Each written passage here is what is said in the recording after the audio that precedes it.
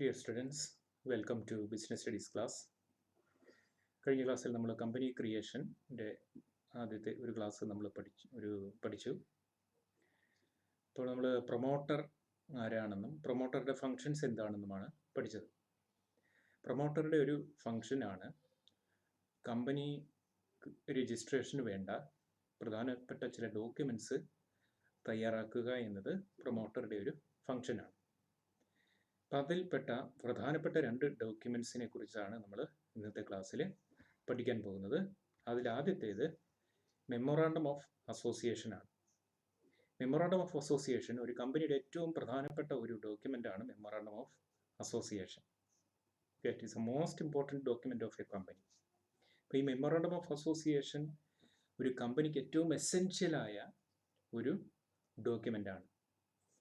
This memorandum of association defines the objective of the company, the purpose for which the company is created. എന്തിനാണ് company create ചെയ്തിരിക്കുന്നത്, അതിൻ്റെ purpose എന്താണ്, എന്ത് business ആണ് ഈ company ചെയ്യാൻ പോകുന്നത്, ഈ കാര്യങ്ങൾ വ്യക്തമാക്കുന്നത് അതിൻ്റെ മെമ്മോറാണ്ടം ഓഫ് അസോസിയേഷനിലാണ്.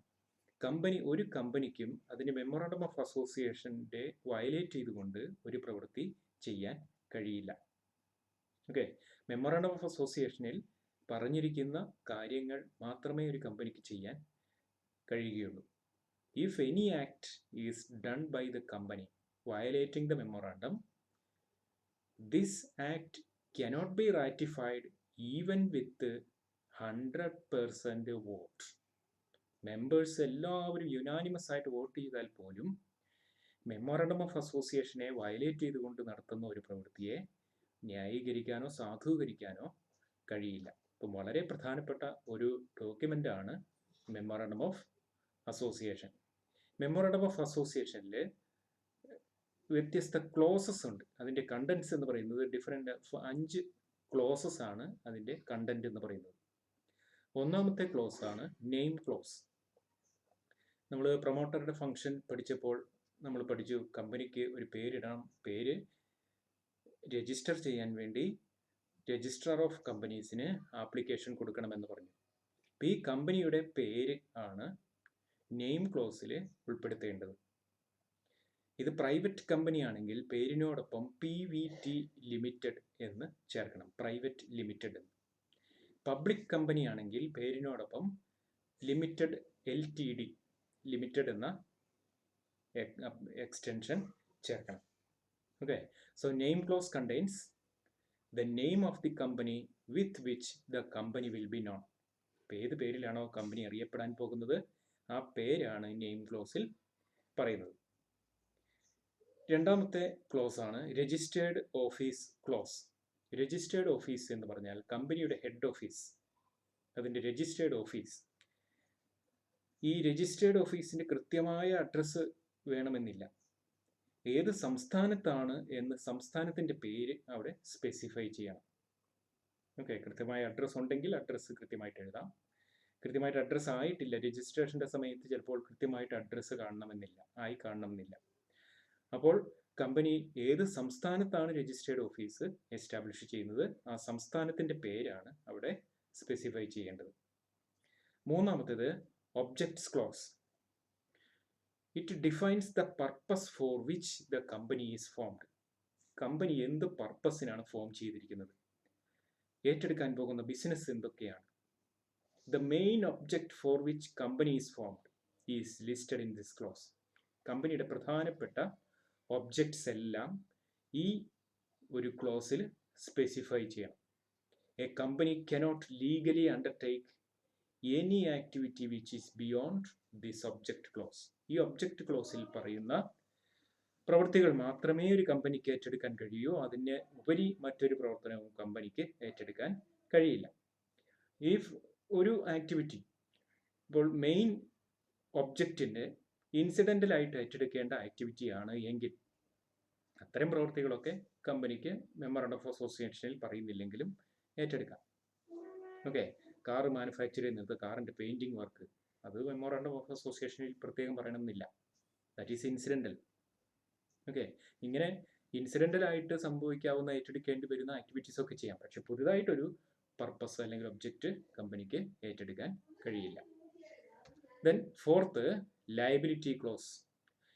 ഈ ക്ലോസിൽ മെമ്പേഴ്സിൻ്റെ ലയബിലിറ്റി നമ്മൾ പേരിനോടൊപ്പം ലിമിറ്റഡ് എന്ന് ചേർക്കണമെന്ന് പറഞ്ഞു.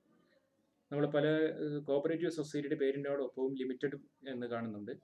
നമ്മൾ ഫോംസ് ഓഫ് ബിസിനസ് ഓർഗനൈസേഷൻ പഠിച്ചപ്പോൾ അവിടെ ലയബിലിറ്റിയെക്കുറിച്ച് നമ്മൾ പഠിച്ചിരുന്നു.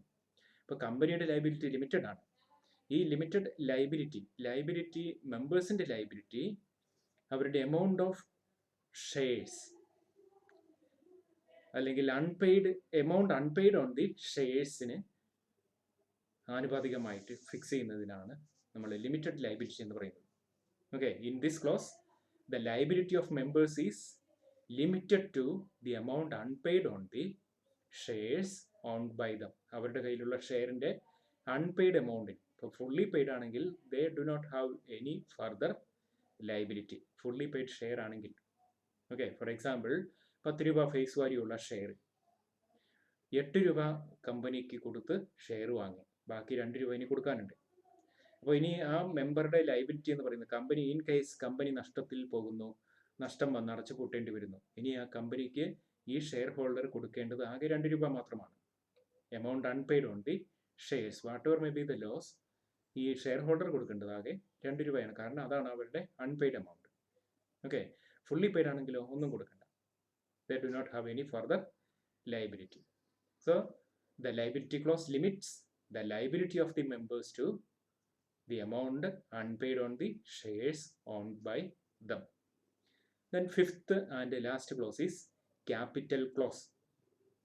Capital clause specifies the maximum amount of capital with which a company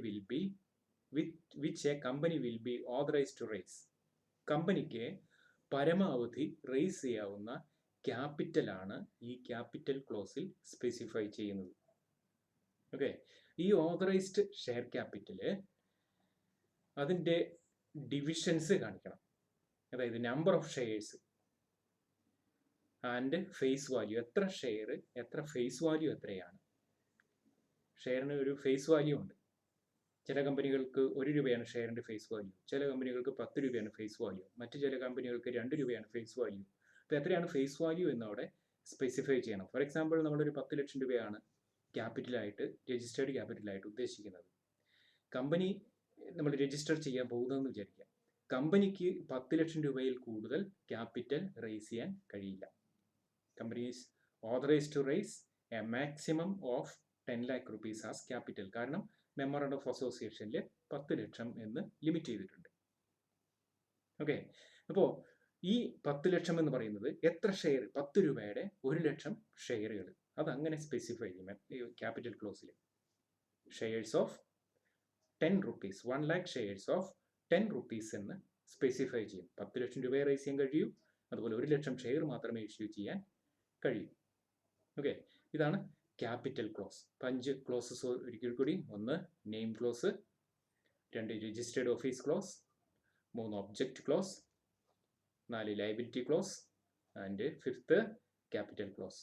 These are the clauses of Memorandum of Association. Next, second important document a company has to prepare is Articles of Association.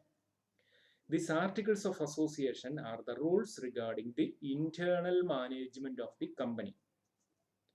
കമ്പനിയുടെ internal മാനേജ്മെന്റിനെ സംബന്ധിക്കുന്ന rules ആണ് articles of അസോസിയേഷനിൽ specify ചെയ്യുന്നത്. ഈ rules എന്ന് പറയുന്നത് they are subsidiary to memorandum of association. മെമ്മോറാണ്ടത്തിന്റെ കീഴിലാണ്. They are subordinate to memorandum of association. So if there is any provision which is beyond articles of അസോസിയേഷനിൽ ഒരു പ്രൊവിഷൻ എഴുതി വെക്കുന്നു, മെമ്മോറാണ്ടത്തിനെ വയലേറ്റ് ചെയ്തുകൊണ്ടൊരു പ്രൊവിഷൻ ഉണ്ട് എങ്കിൽ അവിടെ memorandum of association will exist. Memorandum ആണ് സുപ്രീം ഡോക്യുമെന്റ്, അതവിടെ നിലനിൽക്കും. പക്ഷേ ആർട്ടിക്കിൾസിലെ പ്രൊവിഷൻ അത് ഇൻവാലിഡ് ആണ്. Okay, so it should not contain anything which is beyond memorandum of association. Memorandum of അസോസിയേഷൻ്റെ ഉപരി ഒരു സ്റ്റേറ്റ്മെന്റ് ഈ ആർട്ടിക്കിൾസ് ഓഫ് അസോസിയേഷനിൽ ഉണ്ടാകാൻ പാടില്ല. ഓക്കെ, അപ്പോൾ ആർട്ടിക്കിൾസ് ഓഫ് അസോസിയേഷൻ എന്ന് പറയുന്നത് കമ്പനിയുടെ ഇന്റേണൽ മാനേജ്മെന്റിനെ സംബന്ധിക്കുന്ന റൂൾസ് ആണ് ആർട്ടിക്കിൾസ് ഓഫ് അസോസിയേഷനിൽ ഉൾപ്പെടുത്തുന്നത്. ഇപ്പോൾ രണ്ട് പ്രധാനപ്പെട്ട ഡോക്യുമെന്റ്സ് നമ്മൾ പഠിച്ചു. ഒന്ന് മെമ്മോറണ്ടം ഓഫ് അസോസിയേഷൻ, രണ്ട് articles of association. Then we can see the differences between memorandum of association and articles of association. ഒന്നാമത് റിലേറ്റിംഗ് ടു ദി ഒബ്ജക്റ്റീവ്സ്, കമ്പനിയുടെ objectives. Memorandum of association defines the objects for which company is formed. Objectives specify ചെയ്യുന്നത് memorandum of അസോസിയേഷനിലാണ്. Okay, articles of association എന്താണ് പറയുന്നത്? They are the rules regarding the internal management of the company. They specify how these objectives can be achieved. ഈ objective എങ്ങനെ achieve ചെയ്യാമെന്നാണ് articles പറയുന്നത്. അതാണ് ഒന്നാമത്തെ difference, objectives. Second, position. Memorandum of association is the main document of the company. അതൊരു supreme document ആണ്. That is the main document of the company. Articles of Association is a subsidiary document and it is subsidiary to Memorandum and Companies Act. Okay, it is subordinate to Memorandum and Companies Act. Then third difference is relating to the relationship. Memorandum of Association defines relationship of company with outside world. കമ്പനിക്ക് പുറത്തുള്ളവരും തമ്മിലുള്ള റിലേഷൻഷിപ്പാണ് memorandum of അസോസിയേഷനിൽ specify ചെയ്യുന്നത്. Articles of association defines relationship of members and the company. കമ്പനിയുടെ മെമ്പേഴ്സും കമ്പനിയും തമ്മിലുള്ള റിലേഷനാണ്. Okay, internal management of the company. Next, relating to validity. അതായത് നമ്മളൊരു പ്രവൃത്തി, if an act memorandum of അസോസിയേഷനെ വയലേറ്റ് ചെയ്തുകൊണ്ടുള്ള ഒരു പ്രവൃത്തി, that is invalid. അത് ഇൻവാലിഡ് ആണ്. And that cannot be ratified by a unanimous vote of members. ഇപ്പോൾ മെമ്മോറണ്ടം ഓഫ് അസോസിയേഷനെ വയലേറ്റ് ചെയ്തുകൊണ്ട് നടത്തുന്ന ഒരു പ്രവൃത്തി അത് ഇൻവാലിഡ് ആണ്. അതോടൊപ്പം തന്നെ അത് യൂനാനിമസ് വോട്ടിൽ പോലും, അത് എല്ലാ ഷെയർ ഹോൾഡേഴ്സും ഒന്നിച്ചു ചേർന്ന് 100% പേരുടെയും വോട്ടോടെ ഒരു റെസൊല്യൂഷൻ പാസ്സാക്കിയാൽ പോലും മെമ്മോറണ്ടം ഓഫ് അസോസിയേഷനെതിരെ നടത്തുന്ന ഒരു പ്രവൃത്തിയെ നമുക്ക് സാധൂകരിക്കാൻ കഴിയില്ല. ഓക്കെ, ആർട്ടിക്കിൾസ് ഓഫ് അസോസിയേഷൻ്റെ കേസിൽ acts beyond articles can be ratified by members. ആർട്ടിക്കിൾസിനെതിരെയുള്ള പ്രവൃത്തി അത് റാറ്റിഫൈ ചെയ്യാം, മെമ്പേഴ്സിന് റാറ്റിഫൈ ചെയ്യാം.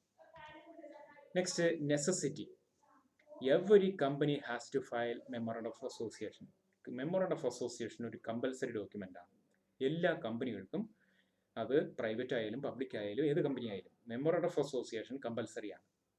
Okay, articles of association is not compulsory for a public company. Public limited കമ്പനിക്ക് അത് കമ്പൽസറി അല്ല. It can adopt table F of the companies act 2013. അതിന് പകരം ടേബിൾ എഫ് അഡോപ്റ്റ് ചെയ്യാം. കമ്പനീസ് ആക്ടിൽ ഈ മെമ്മോറാണ്ടത്തിൻ്റെയും ആർട്ടിക്കിൾസിൻ്റെയും ഒക്കെ മോഡൽസ് ഉണ്ട്. അപ്പോൾ അതിൽ ഈ ടേബിൾ എഫ് ആർട്ടിക്കിൾസിന് അഡോപ്റ്റ് ചെയ്യാം. പക്ഷേ മെമ്മോറാണ്ടം കമ്പനി പ്രിപ്പയർ ചെയ്യണം. അതൊന്നും അതിന് പകരം മറ്റൊന്നും വെക്കാൻ പറ്റില്ല. Okay, so these are the differences between memorandum of association and articles of association. ഇനി മറ്റു ചില ഡോക്യുമെന്റ്സ് നിങ്ങളുടെ ഫോക്കസ് പോയിന്റിൽ പറയുന്നില്ല, എന്നാലും ജസ്റ്റ് ഒന്ന് പറഞ്ഞു പോകാം. അതുകൊണ്ട് പെട്ടെന്ന് ഞാൻ പറഞ്ഞു പോവുകയാണ് കേട്ടോ. Consent of proposed directors. നേരത്തെ നമ്മൾ പറഞ്ഞതാണ്, റിട്ടൺ കൺസെന്റ് ഓഫ് ദി, ഈ മെമ്മോറാണ്ടം ഓഫ് അസോസിയേഷനിൽ സൈൻ ചെയ്യേണ്ടത് ആരാണെന്ന് പ്രൊമോട്ടർ ഫിക്സ് ചെയ്യണമെന്ന് ഞാൻ പറഞ്ഞിരുന്നു. അപ്പോൾ അവരുടെ റിട്ടൺ കൺസെന്റ് വാങ്ങണം എന്നും പറഞ്ഞിരുന്നു. അതാണ് ഈ കൺസെന്റ് എന്ന് പറയുന്നത്. Okay, written consent of the directors confirming that they agree to act as directors and undertake to buy and pay for qualification shares. Okay, ഇതാണ് അടുത്ത ഡോക്യുമെന്റ്. മറ്റൊന്ന് agreement. The agreement which the company proposes to enter with any individual for appointment as managing director. Managing ഡയറക്ടറായിട്ട്, മാനേജറായിട്ട് അല്ലെങ്കിൽ whole time ഡയറക്ടറായിട്ട് ഒക്കെ ആരെയെങ്കിലും appoint ചെയ്യാൻ ഒരു എഗ്രിമെന്റിൽ ഏർപ്പെടുന്നുണ്ടെങ്കിൽ അത്തരം എഗ്രിമെന്റ് ഒരു ഡോക്യുമെന്റ് ആയിട്ട് വെക്കണം. Okay, next statutory declaration. ഇത് ഒരു ഡിക്ലറേഷനാണ്. ഈ കമ്പനി രജിസ്ട്രേഷനെ സംബന്ധിക്കുന്ന കമ്പനീസ് ആക്ടിലെ പ്രൊവിഷൻസ് ഒക്കെ പാലിച്ചിട്ടുണ്ട് എന്ന് പറഞ്ഞുകൊണ്ട് നടത്തുന്ന ഒരു ഡിക്ലറേഷനാണ്. ഈ ഡിക്ലറേഷൻ സൈൻ ചെയ്യേണ്ടത് ഒരു ചാർട്ടേഡ് അക്കൗണ്ടന്റ് അല്ലെങ്കിൽ കോസ്റ്റ് അക്കൗണ്ടന്റ് ആണ് ഈ ഡിക്ലറേഷൻ സൈൻ ചെയ്യേണ്ടത്. ഓക്കെ, സാധാരണ ചാർട്ടേഡ് അക്കൗണ്ടന്റ് അല്ലെങ്കിൽ കോസ്റ്റ് അക്കൗണ്ടന്റ് ആണ് ഡിക്ലറേഷൻ സൈൻ ചെയ്യുക. Okay, so next receipt four payment. ഇതെല്ലാം കഴിഞ്ഞാൽ ഫീസ് അടയ്ക്കണം. കമ്പനി രജിസ്ട്രേഷൻ ആവശ്യമായ ഫീസ് അടയ്ക്കണം. ഈ ഫീസ് നമ്മുടെ ഓതറൈസ്ഡ് ക്യാപിറ്റൽ എത്രയാണോ, മെമ്മോറാണ്ടം ഓഫ് അസോസിയേഷനിൽ ഓതറൈസ്ഡ് ക്യാപിറ്റൽ പറയുന്നുണ്ട്. ഈ ഓതറൈസ്ഡ് ക്യാപിറ്റൽ അനുസരിച്ചാണ് നമ്മൾ ഫീസ് അടയ്ക്കേണ്ടത്. ഓക്കെ, ഫീസ് അടച്ചതിൻ്റെ റെസീറ്റ് ആണ് രജിസ്ട്രേഷന് വേണ്ട മറ്റൊരു document. Okay, these are the documents which are to be submitted to the registrar of companies for registration of the company. Thank you for watching.